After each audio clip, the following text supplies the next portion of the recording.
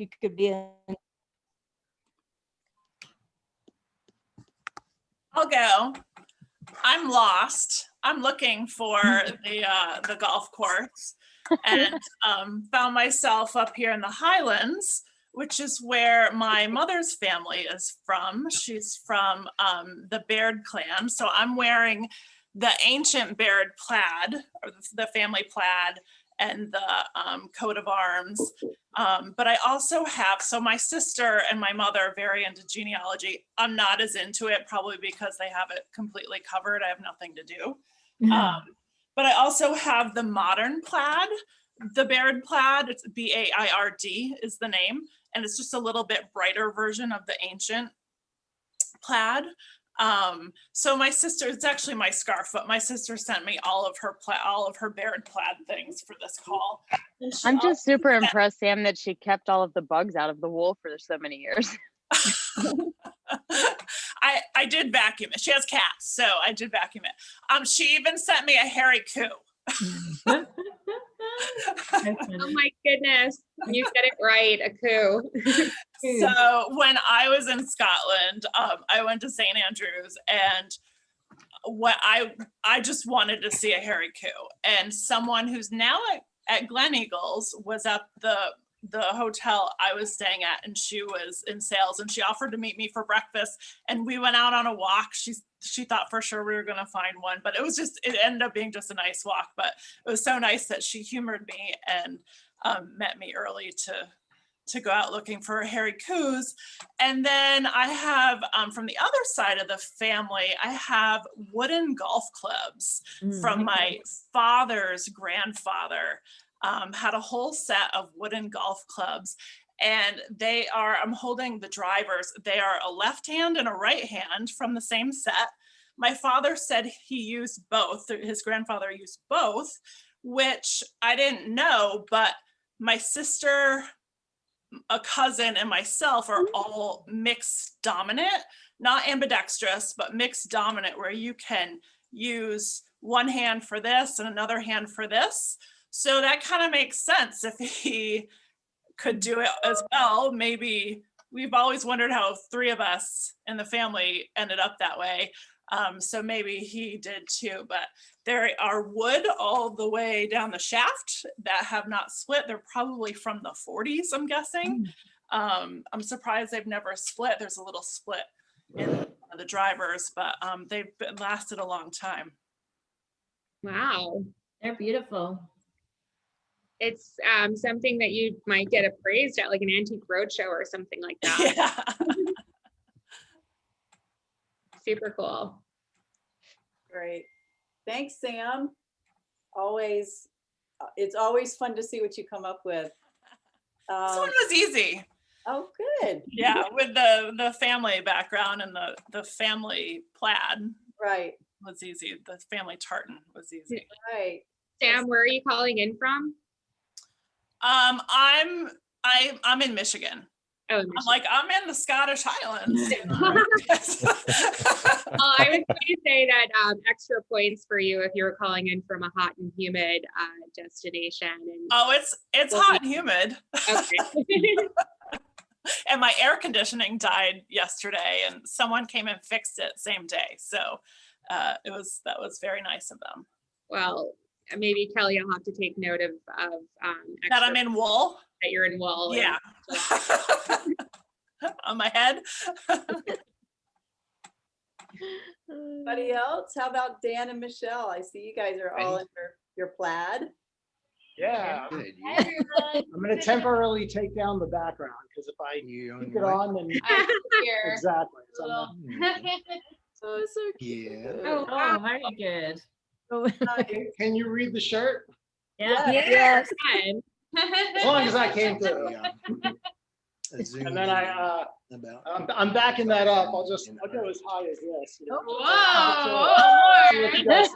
We'll keep it clean. But I've got the bolt and the traditional sporan, which is kind of like the part of the outfit that the part of the, I guess, the male Scottish garb will include the kind of like pockets with traditional. Well, it could have either the crest or whatever is, I guess, it could pertain to a clan or whatever it is for that family. But I did not have this shirt. The shirt was specially procured for this call, but we've done like Braveheart, and I think Michelle has pretty much had all of these So already. I just have an affinity for blood, so this is perfect. But we were also big fans of drinking Scotch whiskey, so we were very particularly excited about that. Ah, Fan Macallan. favorite right I here. was wondering when that was going to come up. It's half gone, so. When I don't know when I'm going to be going to Scotland, but when I do, I will definitely be visiting the Macallan distillery, and if at all possible, stay there, because I have been a Macallan aficionado for about as long as I've liked Scotch. So any excuse to bring it out will be great, and of course, if we can bring it out of this call, even better. As far as golf, though, we're not golfers. Full disclaimer, we're terrible, but we do love mini golf. That's what we do. We do a lot of mini golf, and we have so much fun. So if you can throw a windmill in there anytime, or a windmill, or maybe a clown, we're definitely, yeah. I think our putting game is way better than our driving game. I could just see a big windmill being installed on, one of the big courses. That'd be hysterical. Count us in.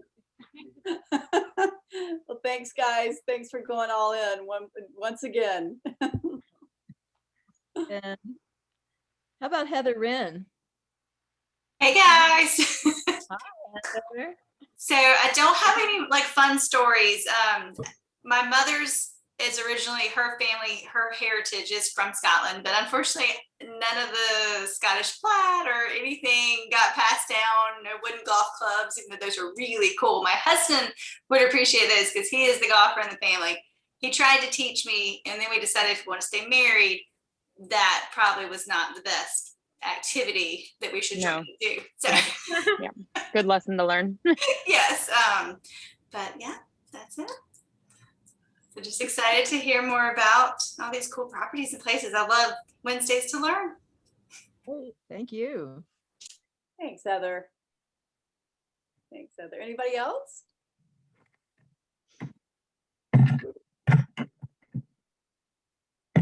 Well, then let's get started. Thank you all for being here one more time.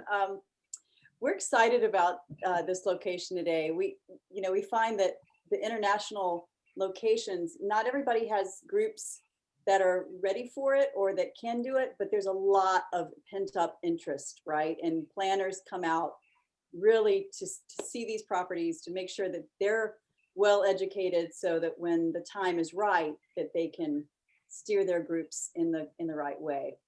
So one of the things that we do is we have a first five gift. And today, Megan is sweet enough to provide that. Let me tell you who the first five to log in at 3:55 were, and then Megan's going to tell you what you have won. The first five were Peyton Kelly, Kevin Eastman, Donna Pullen, Julie Lee, and Brad Bradford.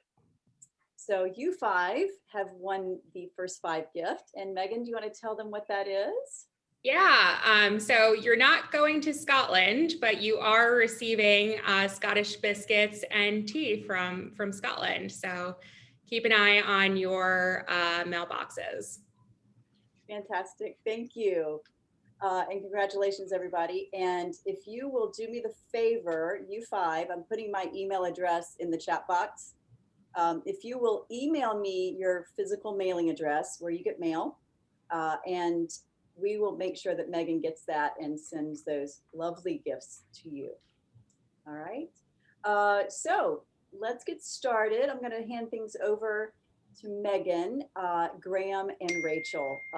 This is a great group. We did a little tech rehearsal early on. I think you're going to be really, really pleased with this group. So Megan, just take it away.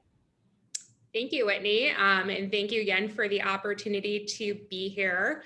I am Megan McHale calling in from New York, but I'm going to hand this over to Graham to do the official introduction because he is a true Scot who is dialing in from his evening in Scotland. So take it away, Graham. Thanks, Megan. I appreciate that. And I'm totally impressed with everybody's efforts for today. And Dan, just to prove that you're not alone in wearing the kilt, I have mine on tonight too. But I have to say, it's good wearing wool here because we're having a bit of a Scottish summer today. So, welcome to Scotland. Wanted to say how easy it is to get here. Lots of direct flights in from all over North America. And Rachel, Megan, and myself are going to outline the opportunities that are in Edinburgh and Gleneagles. So you can have a program in each location, but the idea was to show you how you could have maybe a split program between the two and get the best of the city and the countryside. If we think of Scotland, there's lots of iconic images. Tartan, obviously, the plaid, whiskey, of which we have one or two, the golf courses, which I'm very impressed, Laurie, 550. I was taking notes earlier on, to be honest.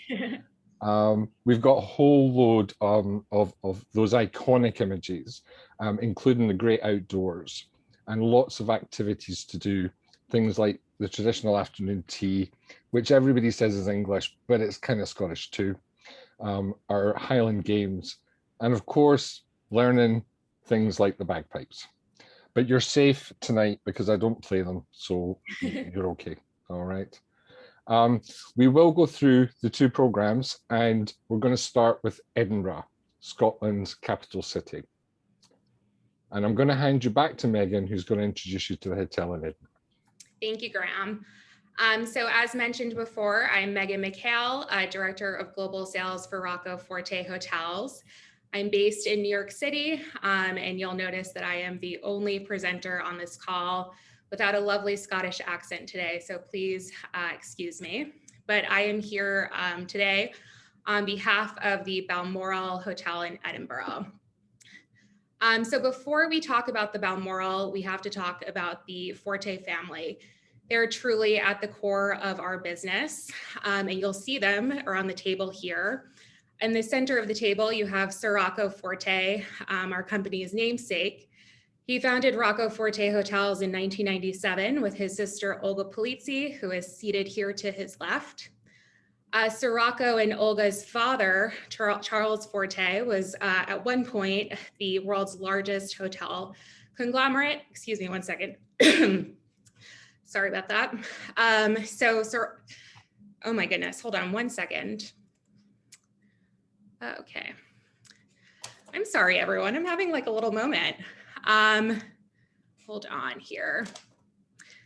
So I'm going to take it from the top. Seated around the table here, you have the Forte family. Sir Rocco is seated right here in the center of the table. He's our company's namesake. He founded the company in 1997 with his sister, Olga Polizzi. Their father was at one point the world's largest hotel owner. He owned Truss Hotels. And in 1997, the Fortes felt there was an opportunity to create a hotel company that would focus on luxury hotels in the most iconic destinations, in the best locations in the world, and that those hotels would be truly reminiscent of the destinations that they were in. Olga Polizzi oversees all of the design in our hotels. So everything from the teacups that are used in our palm court to the linens that are used in our bedrooms, she has sourced locally and has had her eye on. The Forte children are now involved in the business as well. You'll see Irene Forte in the green dress. She oversees our spa and wellness, and then her sister Lydia Forte next to her in the red dress. She oversees all of our F&B. And then across the table, you have Charles Forte, their younger brother, who oversees new hotel development and new hotels that we could potentially take over around the world. So right here, you see a map of all of the Rocco Forte hotels, including a couple of new openings. And I have promised Graham and Rachel that I would exclusively talk about Scotland. So here we are at the Balmoral in Edinburgh. So the Balmoral is one of Edinburgh's most instantly recognizable landmarks. It was originally opened in 1902 as a railway hotel. It sits adjacent to Edinburgh Waverley train station. And it was actually part of Sir Rocco's father's company. And it was the first hotel that Sir Rocco and Olga acquired when they founded Rocco Forte Hotels in 1997. So definitely a special hotel in our collection. A fun fact is that the clock tower seen right here is original to the hotel. And since 1902, it has been timed 3 minutes fast to ensure that the people of Edinburgh don't miss their trains. And that is still the case today. The clock does run on time on December 31st for the city's New Year's celebrations. So don't find yourself running late for a train in Edinburgh on New Year's Eve. So you'll see a map here. The Victorian era hotel remains one of Scotland's most luxurious stays. And it was the first Forbes 5 rated star hotel in Scotland. It's located on Princes Street and actually divides the old town and the new town. And it's walking distance from Edinburgh Castle and some of the other iconic key sites that Graham will tell you about later. So this is just an idea of what our room product looks like. We have 187 rooms in the hotel. And these rooms were designed by Sir Rocco's sister, Olga Polizzi, and I just adore her style. The rooms are so inviting that J.K. Rowling actually checked herself into one of our suites for 2 weeks to finish writing the last Harry Potter book of the series. So just a lovely place to be in, and we actually have designated the Rowling suite. So if you have any Harry Potter fans, they can actually experience the room in which the entire series was concluded. So these are just a couple of pictures of our F&B offerings. 5 years ago, we opened a new Scotch bar that's home to more than 500 single malts and whiskey blends. We have whiskey ambassadors who are on our payroll to take your groups on whiskey tasting journeys. We have a Michelin star rated restaurant that's available for 75 people. Down here, you'll see a picture of our brasserie, which is a favorite hotel of a favorite restaurant of both the hotel guests and locals alike. And then the iconic Palm Court, which is a tea room, like Graham mentioned earlier, where you can do a traditional Scottish tea. And on the group side, we actually offer etiquette classes over the high tea. And then in terms of meeting space, we have 10 private meeting rooms that have gorgeously distracting views of the city. And they're each equipped with fully functioning fireplaces. And then we've got a beautiful historic ballroom that can host up to 125 people for a quintessentially Scottish gala evening. Now I'm going to hand it back over to Graham, who is going to show us around some of the other offsite venue options in the city. Thanks, Megan. And my apologies, everybody. I didn't introduce myself properly. Graham Dowie from Spectra DMC. So we cover both Scotland and London. We're just going to look at a couple of venues at each location. So this is the National Museum of Scotland, which is one of our largest venues in the city.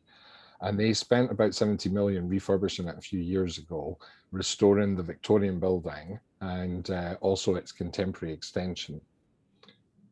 Megan, can I have the next slide? Yes. So this is the area that used to be storage. Literally, this was a dusty storage room with loads and loads of the collection. And they refurbished it and created this amazing reception space, which, as you can see, takes up to about 700 people. And the great news is everything that was in the storage is now on display in the actual museum. There's an alternative, which is the more modern part or the modern extension to the museum, known as Auchterarder Court, which is not easy to say after you've had a few of the Macallans, I have to say. And this is connected to the Kingdom of the Scots, which is a history of Scotland. And this can be used as a reception area as well before you go through to the main dining experience. And this is the Grand Gallery. So it can take up to 1,200 people. So a great large space, but it can also be used for lots of different things. So we've done as small as 40 with a single table down the middle. You can imagine absolutely stunning. And because of the metal work and the glass lights in the roof, it lights really well. So it's a great venue that doesn't cost you a huge amount of money to dress up. All the artifacts are already there for you. Great options for entertainment, whether it be traditional or whether you have aerial acrobats or something like that, or a traditional band. And then there's an option during the day, which is the board and butte rooms. These are fantastic spaces, smaller spaces that take up to about 50. Great for a lunch option because they can be used during the day. Obviously, the rest of the museum is open to the public. And these are great because they've got a fantastic roof terrace that looks over Edinburgh Castle itself. The other option that I was going to introduce you to is the Royal Yacht Britannia. I'm not sure if many of you will be royalist, but to be honest, it's an amazing experience even without the royal connection because of everyone who's been on board. This is the main dining room and can be configured in various different ways. The state dining room takes up to about 96 people. I think a lot of people are quite surprised because it's quite unfussy, but this is the Queen's own style because she chose it way back in 1953 when it was launched. And it's actually now being preserved in Leith. So they only do private events. They don't do parties, etc. It is open during the day to the public, but at night, all the ropes are taken away and you have full access. So you go on board, do your reception, you'd have a tour of the yacht with your glass of champagne, a little bit of canapes on the way, and then taken through to the state dining room. So the state dining room does about 96 max, but there's also another floor above, which they call the Royal Deck. So you could have two groups. If your numbers are larger, you could split them over the two rooms. So that's just a brief introduction to a couple of the venues, and I'd like to hand you over now to Rachel, who's going to introduce you to some of the Scottish countryside at Gleneagles. Well, thank you, Graham. I have to say I'm feeling very homesick watching all the lovely views of Edinburgh, my home city. You are not mistaken if you saw that I'm coming to you live from Palm Springs, California, where I'm now based. I have been in the US for 20 years and I am now Gleneagles North American Sales Director. So I do see some friendly faces on the call, so it's always great to connect, and thanks again for your interest. So we are going to take a look, first of all, as to where Gleneagles is located. So if we move on to the image of the map, you can actually see that Gleneagles is right in the center of Scotland. So literally from Edinburgh International Airport to Gleneagles, it is a 50, so that's a 50-minute journey. And the reason for that is that you literally hit the motorways, as we call them over there, and come straight up to the resort. Door to door from Gleneagles to Edinburgh city centre is about an hour because you do get a little bit of traffic, but you can see pretty easy transfers from Edinburgh city centre if you do the town location and then come to Gleneagles or vice versa. We also have St Andrews that I know we mentioned earlier, just over an hour's drive from us. And then also Balmoral Castle, if you start heading up north, you know, you can reach there in an hour and 45 minutes. You can reach some of the distilleries in the same amount of time. So you really can build a very unique and destination-led program around the countryside close to Gleneagles. So let me introduce you to the fabulous property, very famous Gleneagles. Interestingly, like Megan mentioned earlier, Gleneagles was also built as a railway hotel, and we'll come on to that in a little minute. But the hotel itself opened in 1924. It actually did open 3 years after 2 of the hotel's golf courses opened. So it was always built as a golf destination. Little bit of history: it served as a hospital during the Second World War. And actually the BBC's first broadcast outside of London was actually in our main hall, the Henry Hall. And that was a major live broadcast outside of England. So today the hotel is 5-star. I'm a little biased, but I'll leave you to make that decision. But it's one of the grand dames of Scotland, and it is part of leading hotels of the world. So we're independently owned. The ownership changed about 6 years ago, and we are now owned by a company called Ennismore. And over the last 4 years of their ownership, they have spent a considerable amount of money renovating the hotel. They have literally touched every area, every bedroom, and the images that we'll see shortly should hopefully show you that, especially for anybody that visited the hotel 10, 15 years ago.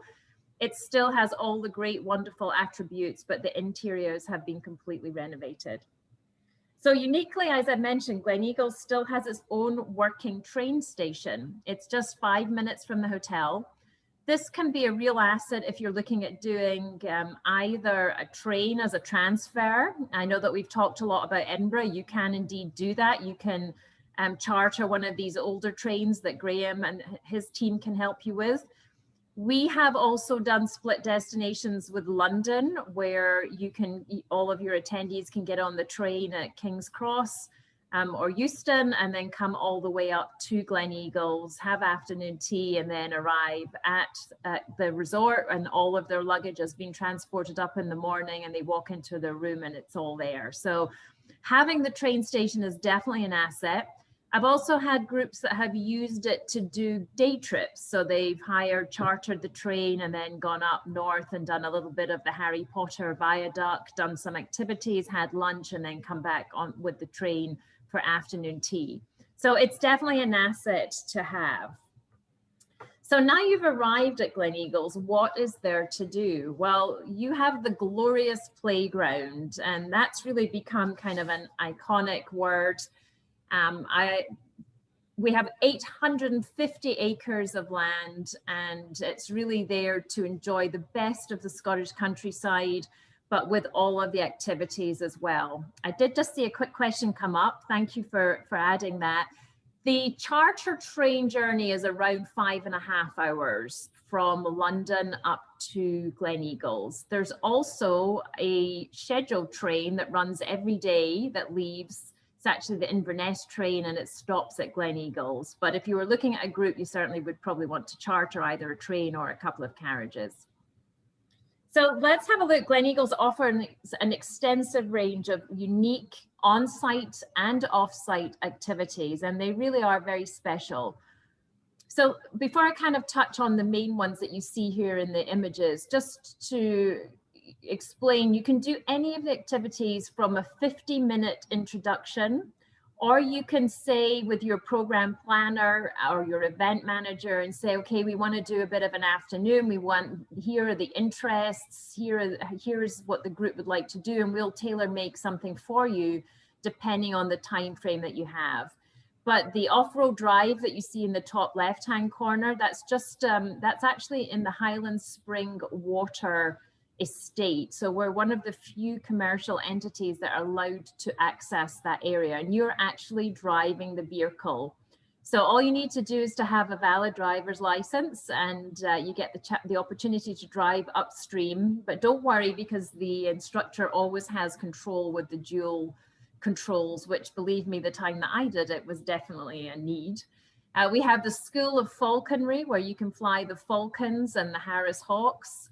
In the image here, it's actually one of our 2 eagles.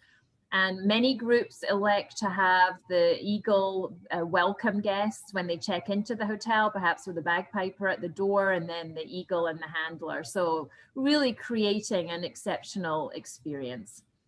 In the grounds, we also have our archery school, or here in this image, they're actually going out in the wild a little bit, but We have the archery along with the shooting school. And we have gun dog school, we have tennis, we have bicycles. So there's definitely something for everyone. And then of course, there's fabulous championship golf. We're here today to talk about the golf. We actually do have 3 championship golf courses at Gleneagles, and it was home, of course, to the Ryder Cup in 2014, and then more recently, the Ladies Solheim Cup. So there's a little bit of choice for everybody. The courses are, they're challenging. The Queen's course is always a great course to go out and dust off the cobwebs. It's a little easier. There, 2 of the courses are walking courses, or you can elect to take golf carts out onto the PGA Centenary course if you want to have a tournament, or it's just preferred for many of our American guests like to do that. You can also see that we have fishing in the top left hand, so you can actually fish and you cook up or have the chef cook up whatever you catch. Fishing is seasonal, so when it's salmon season, we do have some of our gillies take guests off site to go salmon fishing in some of the most beautiful lochs. Then if you want to just relax and unwind, we have a fabulous spa that just had its own renovation during the last year when everything was a little quieter. Separate ladies and men's area, but over 21 different treatment rooms. And then after a busy day of activities, we offer 7 different restaurants and bars. So there's definitely something for everyone. You can see the American bar in the top left. This was recreated by the owners. Most 5-star hotels, I've come to learn, did actually have a bar. It called the American Bar, and it dates back to the 1920s days of prohibition. Well, Gleneagles had converted that space into porterage space at some point, and our owners were very keen to bring it back. So they went to a great amount of work to understand exactly how it looked, and that's been very welcomed by our guests. We're also incredibly proud to have Scotland's only 2 Michelin star restaurant on site at Gleneagles. There are many 1 Michelin stars or several 1 Michelin stars. The Balmoral in particular has a very amazing restaurant, but we are the only 2 Michelin star, and you can utilize that for groups. It's a little bit tricky just to make sure you get ahead of demand, but 51 covers. So we often do see that being used for a chairman's dinner or something similar. Then if we go on to the next slide, one thing that the pandemic has forced us to do is to really look at the outdoor space. I think you may recall I mentioned we have 850 acres of land. So we have become very creative at using some of that space. We created an outdoor champagne bar and a seafood restaurant and an outdoors cocktail bar. So again, depending on what your group is looking for, we can be creative. And I think if one good thing has come out of the last year and a half, it's been that we've really looked to utilize that space in a very unique manner. And then it's time to retire to one of our 233 guest bedrooms. These are just a selection of bedrooms. And I think you'll see they're beautifully decorated, all within the last 3 years for the bedrooms. And the suite in the bottom right-hand corner is our Royal Lochnagar suite. And this is our highest category of a 1-bedroom suite that Prince William and Kate do stay in when they come to the hotel. So that is known now as the Royal Lochnagar. So naturally, Gleneagles has hosted many, many prestigious events. All of our clients' events are VIP in our eyes. We literally do anything from a small meeting or board meeting for 8 to 10 to 12, all the way up to we can accommodate 800 for dinner in some of our event space. So there's a little bit for everyone. My favorite spot, to be honest, is the ballroom, which is the bottom left-hand corner. And the ballroom is really, we've kept the ballroom true to how it was in 1924. It's had different renovations, but they've always kept it true to the original look. And this just happens to be one of our James Bond themes that we run fairly frequently. But there's definitely a full range of space. We can do anything, as I said, from 8 to 10 to a full buyout of 233 bedrooms, which we do probably 3 or 4 times a year. So that is just a very quick overview of Gleneagles. If anybody is interested, I'll be very happy to do a longer one. I have quite the lengthy, but for now, I'd like to hand you back to Graham, who's going to show you all the fabulous, or several fabulous off-site venues around Gleneagles. Thanks, Rachel. I'm just actually going to cover two just now for time. But the first is just 20 minutes away from Gleneagles, Scone Palace, famously known as the crowning place of Scottish kings because of the abbey that used to be there. You can actually dine in the dining room that Queen Victoria dined in. So if you've a guests up to about 30, you can sit at the very table that she sat at. It was built for her visit. Seemingly, they spent the equivalent of millions, you know, tidying the place up, doing a bit of decorating, getting tables built, and she only stayed for a day. Very famous table. If you've got a bigger group, then you can use the long gallery. And this was the original part of the abbey. And this is where the kings used to actually promenade down in order to go to their coronation, which was actually done out on the famous Stone of Destiny, which is kept now in Edinburgh Castle. The interesting thing to note is that middle picture at the top is the old Victorian kitchen, and they've kept it all intact, and that's all the brass that was used, and that can be used privately during the day for lunches for groups. Really, really nice spot to use. The other venue is probably the jewel in Scotland's crown, and that is Stirling Castle. So again, this is 20-25 minutes south of Gleneagles. You would take over the whole castle. There's a medieval palace in the castle, there's the Chapel Royal, but the piece de resistance, as we say in Scotland, is the Great Hall, which will take up to 300 guests. It's also a chance for you to meet the locals. Sorry, Megan. Just a few of them. I always think the guy in the right, the ginger-headed lad, looks a bit stunned, so he doesn't know where he is. But we use these actors. These actors are actually used in all the films, and so they actually battle with real swords and shields.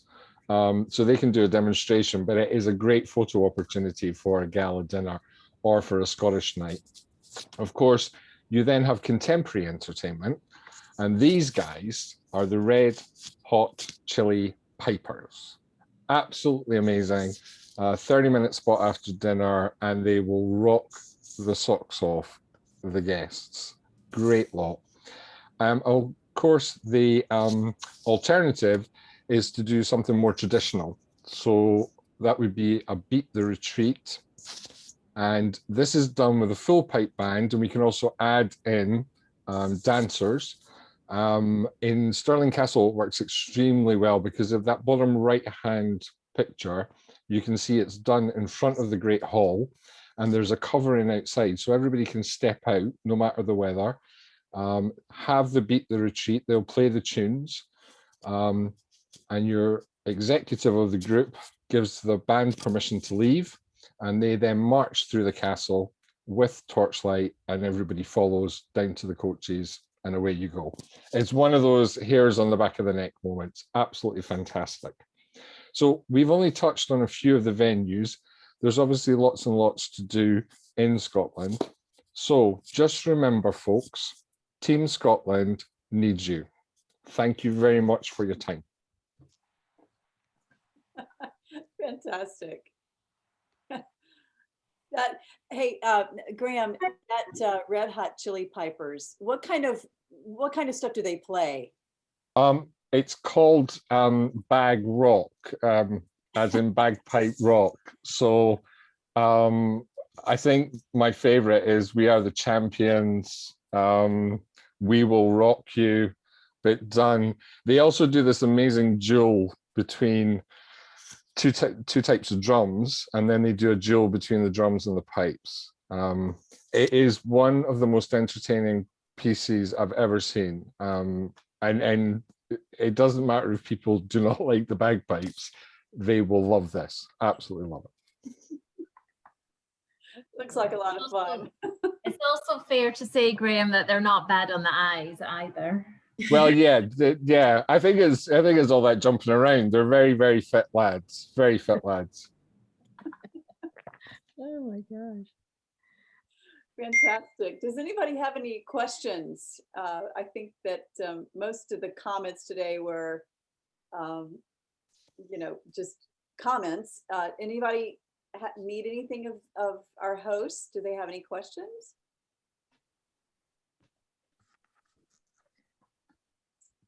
None? How many of you, by show of hands, how many of you have been to Scotland or taken a group there? Just a few. Yeah.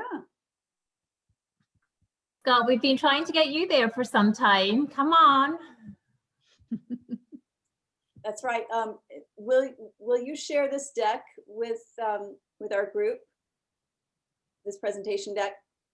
Yeah. Okay. Yeah, absolutely. Great. Yeah, Kimberly says she has a group interested when things loosen up. So what is going on right now in Scotland? Tell us about the travel there and what the protocols are. Good question. Well, Do you want me to take that one, ladies? The officially we are still we're doing a traffic light system for the whole of the UK. So it's green, amber, red. And basically we don't have anybody on the green list at the moment. That's all being reviewed at the end of this week, and we get to find out what's being moved around. Scotland is about 2 to 3 weeks behind England in opening up and relaxing protocols. England will go to no restrictions on the 19th of July, and that will be confirmed on Monday, the 12th, that they are going to do that. And then we're going to go to what we call level 0 on the 9th of August, which should mean that there are no restrictions for events. There may still be some mandatory face covering to be worn on public transport and in certain situations, but hopefully all other restrictions will be lifted at that point. So we're all very, very excited just to get the last confirmations. At the moment, a lot of it is media, you know, saying what they think is going to happen. But we find out the official for England on the 12th, and just after that, we'll find out the official for Scotland. But that is the intention. So by that stage, we should be reopened in terms of actually. So the only thing we have to wait for is the borders reopening. And that announcement is being made later this week.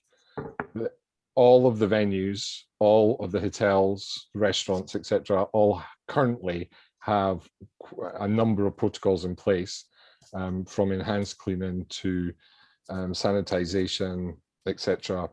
And we as a company are working with each individual group to see what their requirements are and to see whether they have anything specific that they're concerned about. I guess it's also worth noting that the vaccination program has been really successful in the UK.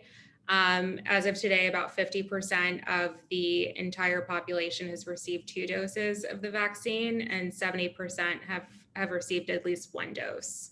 Yeah, and actually, Megan, the figures came out today. Those 2 have gone up, 83 and 60 odd. So it's even more.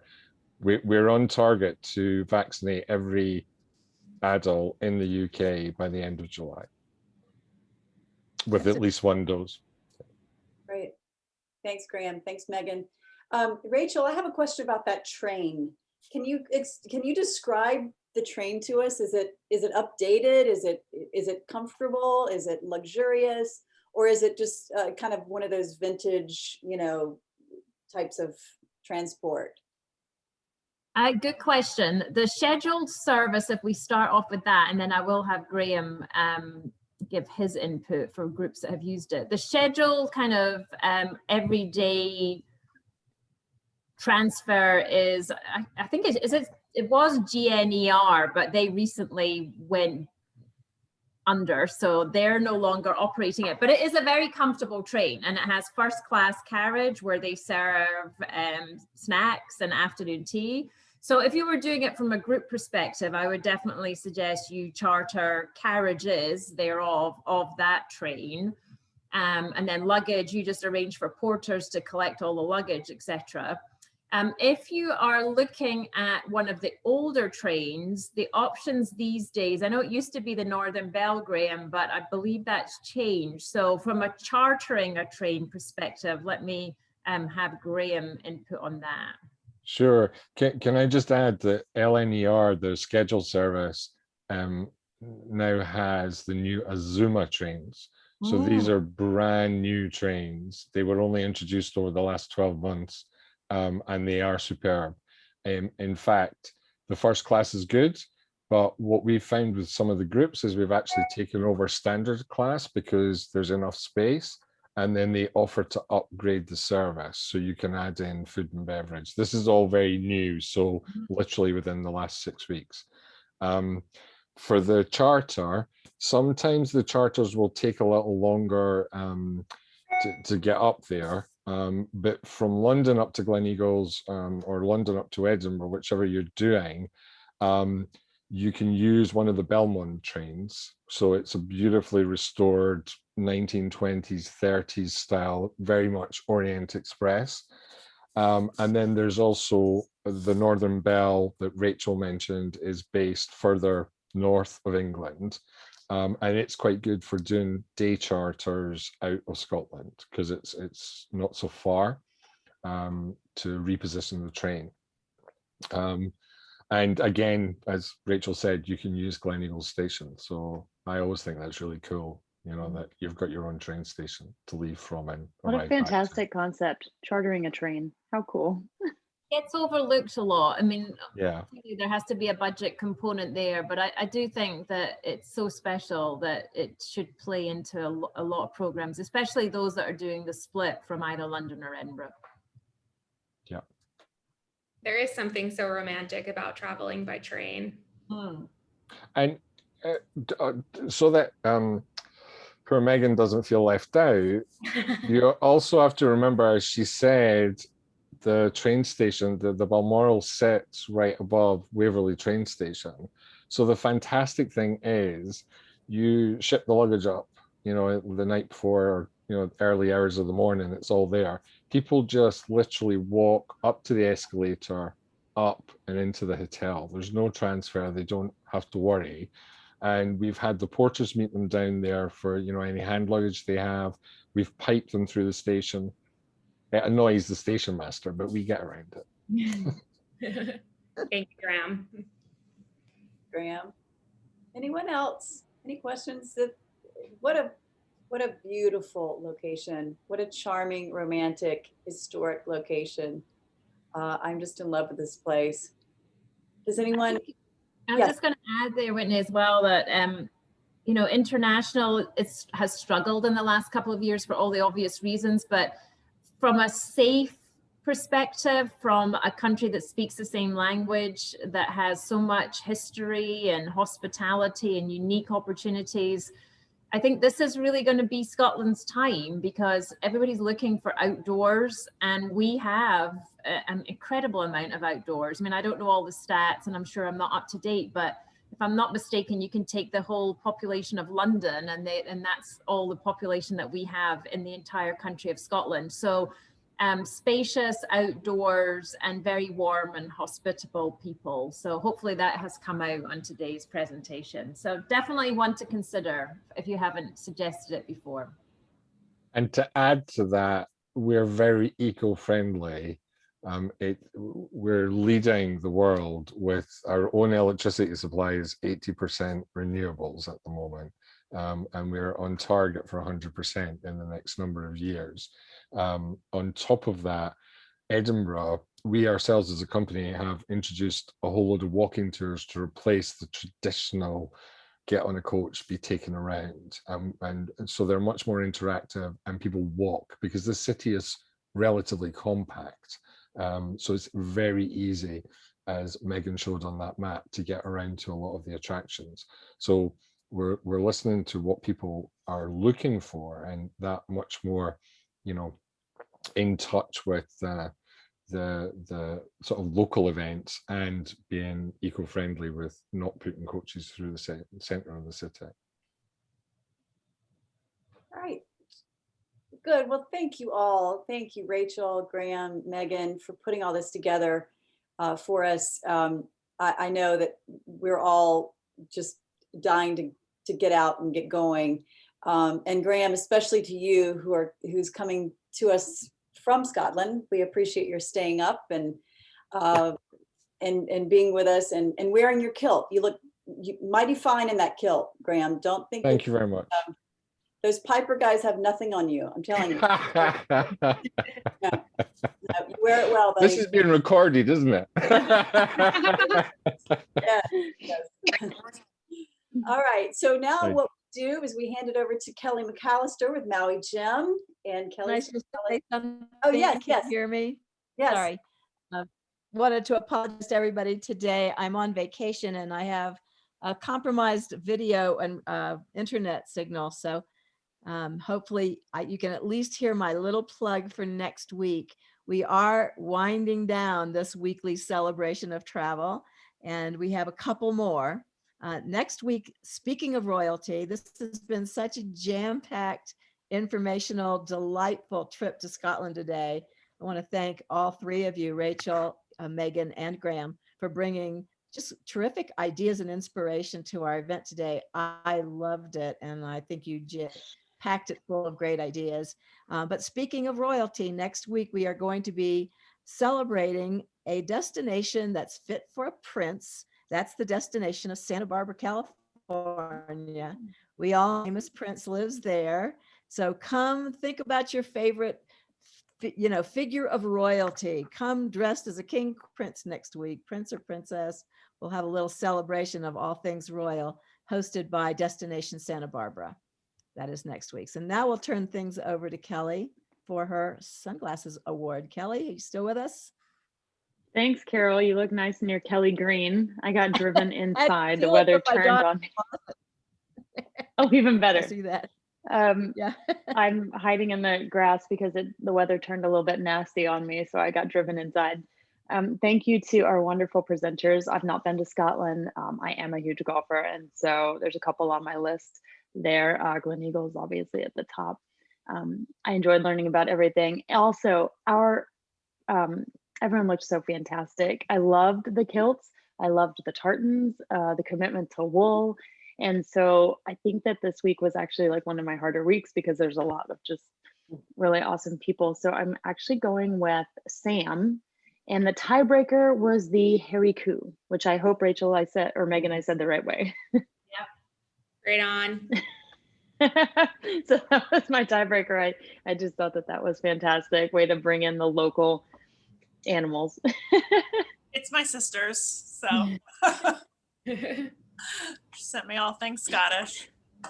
Well, Congratulations. You can use our new Maui lenses in Scotland. that's right, Sam. You gotta thank your sister now. There's you should probably pass them on to her. Well, there's a Baird clan gathering next summer that she's planning to go to in Scotland, in the Scottish Highlands. So, oh, that's awesome. That's great. All right, first 5 winners. I'm going to put your names back in the chat box here. Don't forget to please send me your mailing addresses. And if you dressed up today, or if you got into theme somehow, please shoot us a picture of you, take a selfie, and send that over to us. You can send it to Carol or to me, and we will make sure that we post that on Facebook. And just so you know, these calls each week are archived on our website, and we have seen tons of extra views of these just week after week after week. I mean, they go on and on. Like one of them, frankly, has 1,100 views. So these, if you ever need to like reference something, go to our website and look up the destination. We may have it on there. Okay, so don't think that just because you might have missed it that you cannot enjoy them. All right, next week Add we will. that so that I think that people like Sam and Lori and Michelle and Dan, there are people who are going to be media superstars, because sometimes we get hundreds and hundreds of views on YouTube because we have to host the video there. So, you know, I've been getting questions from random people about destinations, and you know, it's crazy. So you guys are living on in infamy. All right, everyone. Thank you one more time to Megan, to Rachel, to Graham. Give them a big round of applause, and we will see you next Wednesday in Santa Barbara. Thank you. Thanks, everyone. Have a good night. Bye. Thank you. Bye.